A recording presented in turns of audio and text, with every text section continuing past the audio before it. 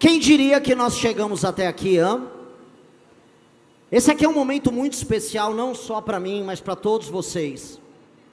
A gente ia ouvindo o discurso do Kim, acho que vocês têm isso muito em mente. A gente passou por tudo nessa história toda.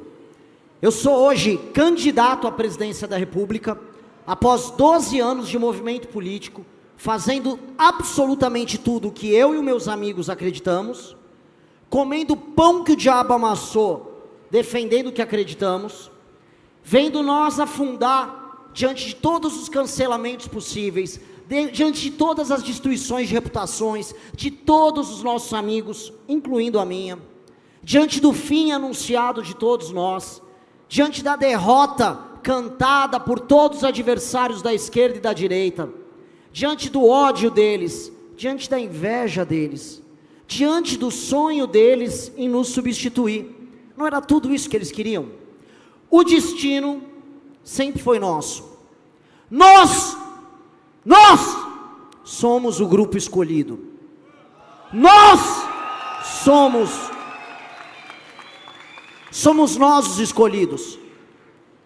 Somos nós os escolhidos e o destino quis que fôssemos nós.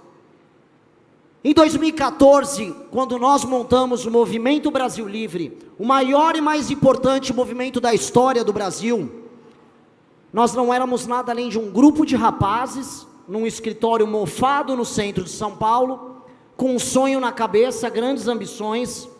Em 1 ano e meio de trabalho, o governo do PT havia caído.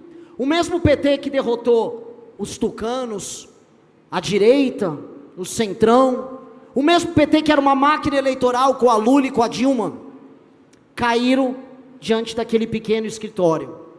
Era uma luta de Davi contra Golias, chamem do que quiser. Era uma luta no fundo de uma galera, de uma turma, que se achava e se considerava predestinada a mudar o destino do nosso país. E eu acredito em predestinação.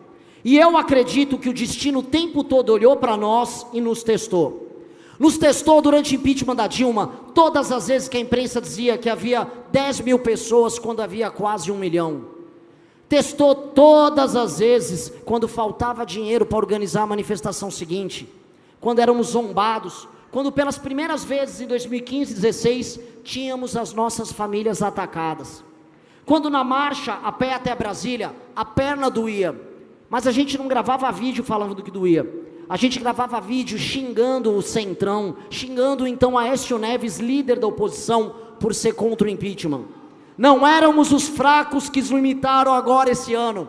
Sempre fomos os fortes que entregaram o resultado. Sempre fomos nós.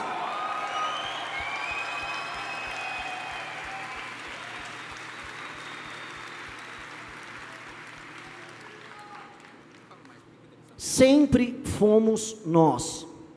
A história do Brasil, dos anos 80 até 2014, foi uma história do PT.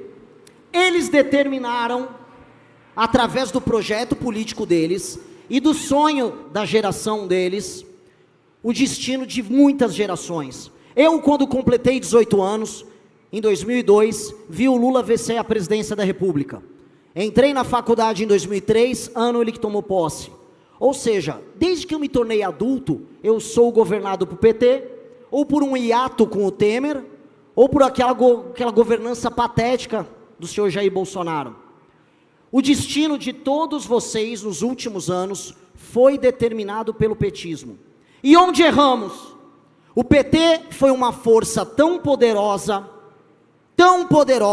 e o sonho da geração deles foi tão poderoso, que o que restou a todos os outros foi se determinar antipetista. No fundo, era sobre o PT e o anti-PT.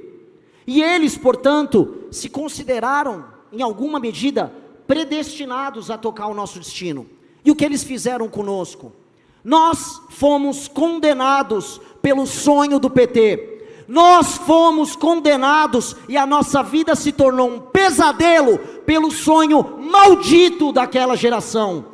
O sonho maldito deles, os conceitos, as verdades absolutas condenaram a gente a ser um país triste, um país derrotado, um país de joelhos, um país que implora para ter algum protagonismo, um país em que vocês não conseguem comprar um apartamento, em que vocês agora têm que parcelar a pizza no iFood, um país que os juros estão altíssimos, um país em que vocês foram relegados a sequer não ter sonhos mais, porque os sonhos pertencem apenas a uma pequena elite. O chão, o povo, vive da migalha. Lula, com o resto do sonho dessa gente, entrega botijão de gás na sua turnê pelo Nordeste, entrega a conta de luz paga. Mas este foi o sonho deles, que eles protagonizaram, e essa é a realidade que eles nos entregam. Uma eleição em que eles não discutem propostas, e que eles são incapazes de defender o próprio legado, porque legado não há legado deles, há apenas o nosso sonho destruído.